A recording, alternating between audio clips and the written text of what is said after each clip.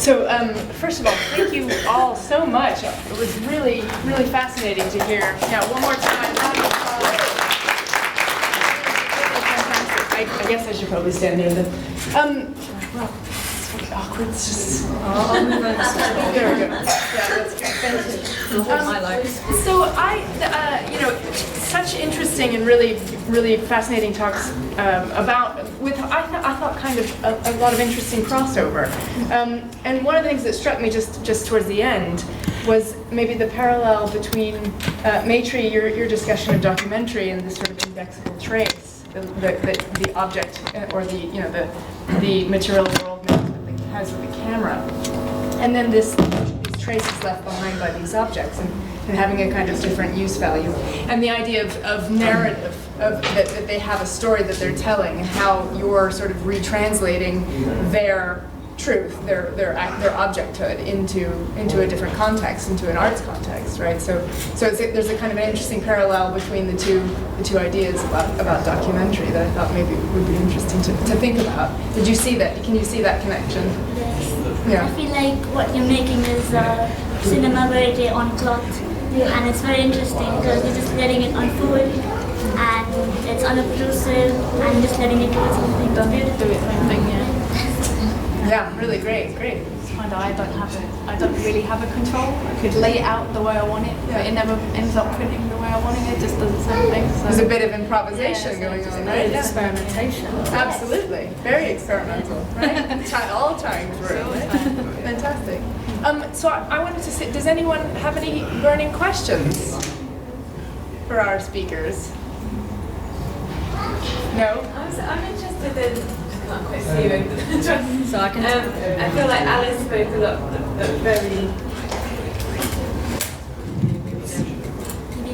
very beautifully about your research process, and it's really nice to hear it. And I was kind of thinking, I wonder how you find the objects, and then you kind of moved on to the walking process. I think that's really interesting. And I wondered perhaps for all three of you, how did you guys come to the material that you came to, and maybe how does that kind of speak back to your practice a little bit, maybe just illuminate a little bit more, thinking about, and perhaps Alice has more to say as well, about that kind of, what does the research process mean to you in terms of gathering? What's your method in terms of how you came to that material? The method as in to choose the subject of speaking.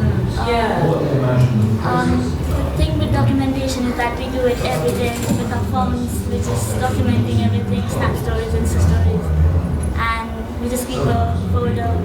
And even with life drawing that we do in university, we're just trying to interpret the structure of the model on paper, on 2D platforms. So it's just these ideas. And with classes with Lily, Suzanne, and everyone else, it's just the talks and everything. It's kind of built it up.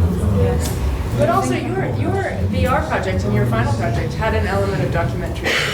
You're sort of bringing that into your practice directly, aren't you?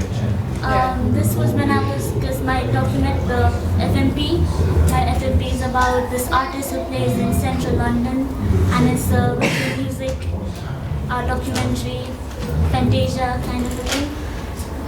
And it's just the artist's voice and motion capture as well. And I was trying to see how far I can get with representing what he feels like when he's playing the music and asking a lot of questions and bugging him a lot. And it's really recreating into a VR experience. It's just out there. You guys should go and see it. It's really cool. Yeah. I think personally myself, especially with the dissertation that we had to write, when I was a kid, my dad used to show me videos. A lot of the videos up there, my dad is here.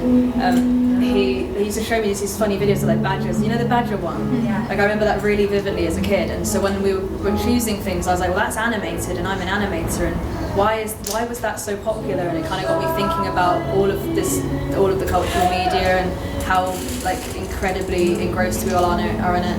And it's been a great opportunity. So I don't know. I mean, I think my actual practice, like as an artist, is I'm more commercial. I'm not very good at experimenting too much myself. But I mean, I probably am. But because I'm so focused on like the theory of it, I feel like I'm probably forcing myself to sometimes. That's really but it's interesting. But I think everything, and I work with some of the guys sitting over here, and a lot of our games when we're making them, we'll blow them up to these grand scales and then whittle them down afterwards. So we make these massive chaotic levels and then bring them back down to a harnessable level. And so yeah, I think that's just, I don't know, messing around is definitely the thing that I do a lot, and just taking from parts of my life that I find interesting. It's just having fun, really. I think. Much easier to cut things away than it is to put. Exactly. Yeah. I would just say with my dissertation was practice-led, so I mainly reflected back on myself. So I looked at my process and how I worked, and then from there I kind of scoured it out to see what other similarities there were from other artists and other practices out there, to see where I stood in the world of art. I really like that positioning, like when you said, you know, what Sterling does, Sterling does is different to me. That was nice, like that sort of resonance between other practice. Have you tried staining anything other than cloth? Like I showed, the table got printed, but that was just out of... What was your table made of then? It's a plastic. So it's a plastic table, yeah. I was just thinking of like bare wood. No, I think it's a wooden table. That'd be very good. Have you seen like the ones that I showed you? The table it's a plastic wheeling table, which is perfect for in the studio because it wheels away and stuff like that. I've done other fabrics and other plastics, but I was just thinking bare wood. Bare wood actually. Bare wood with all the lines of grain, which also symbolises time. With the stuff. Love to see that. More ideas. Thank you. Any other questions? Yeah. Yes. It's pretty much for everyone, but in the sense of with what you're doing, have you found yourself in a place that you've, through your journey, that has been the best for you? Like, for example, I don't know how to structure it for you two in the end, but for Alice, where's the best? For example, have you got a piece of rust that's your most favorite piece, and like where have you found it? Like, what's the story behind that? Like, as you said, the walk. What's the journey and the walk behind your favorite piece, for example, if you have one? I would say it's recent, from like a recent grouping of stuff. There's like some cogs and other things that I found from when we went exploring in like an old tile and brick factory, which was very interesting. And I would have loved to actually take the whole entire factory with me because the whole factory was rusty, but I don't have big enough space. I would literally have to own the whole of Truman and fill the whole of Truman with rust. Maybe one day. Yeah, maybe one day. I would have loved to have taken everything from there. But yeah, and then I have them small, and then there's small little ones that I really like. Like there's a perfectly rounded piece of rust I have that I've never seen before, and it's a perfect round circle. And I'm like, how is that rusted? How is it perfectly round? I don't know. Yeah, so, you too? How about you? What's your journey? It's just things that I find on the street. For my FMP, I interviewed a couple of people, and mostly artists who play on the streets, and I just took inspiration from them. I don't know. As I said earlier, it's like animation is one of those things where it's a really tedious process, so it's not actually that fun to do half the time because you're just drawing monotonously a lot, or you're just like tweaking and like building and texturing.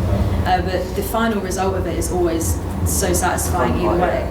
And even if it doesn't come out that well, it's still a really nice result. Yeah, so I think I agree with that. But especially with going on about experimenting, because like if you're just drawing lines or something and you don't know how it's going to look, then that's a really satisfying ending because you don't know how it's going to turn out. So I think that's probably where my like happy place is. Yeah, and actually there are quite a lot of experimental animators who have done sort of phytograms, they call them, so they either do on the film strip, right, where so you're doing printing on the film strip, but then you project and see it kind of moving in this very abstract way. So there's a kind of mixture of that. Because bus printing is it's like kind of, I've heard it's an alternative way of photography in a sense, because it's kind of like oxidized and sort of, exactly. So leaves a trace. There's that one film Mothlight where this guy just went into his garden and found loads of like dead like dead insects and plants and just put them on a film roll and ran them through, and it's just such a cool film. He killed a few too. Yeah, he probably did, but I don't want to say that. It's pessimistic.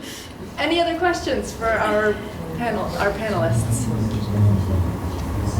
No? Right? Should we have a... All right, thank you very much.